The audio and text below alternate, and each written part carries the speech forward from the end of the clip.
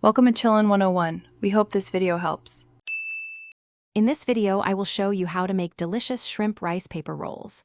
First, let's gather our fresh ingredients. You'll need about 1 pound of cooked shrimp, peeled and deveined. Prepare your rice vermicelli noodles by boiling them for just 2 to 3 minutes until tender. Don't forget fresh herbs like mint and cilantro, along with crisp vegetables such as lettuce and cucumber. Finally, grab your 8½ inch rice paper wrappers. Now that you have all your ingredients, let's prepare them for assembly.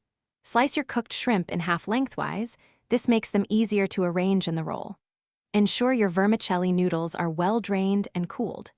Thoroughly wash and dry all your fresh herbs and vegetables. Thinly slice or julienne your cucumber and carrots to create a delightful crunch. Arrange everything beautifully on a large platter, ready for rolling. Now for the fun part, rolling. Dip one rice paper wrapper into warm water for about 15 to 20 seconds until it's pliable. Lay it flat on a clean, damp surface.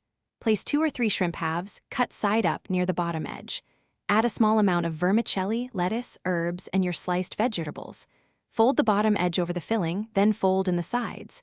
Roll it up firmly from bottom to top, creating a snug, beautiful cylinder. Your delicious shrimp rice paper rolls are now ready to enjoy.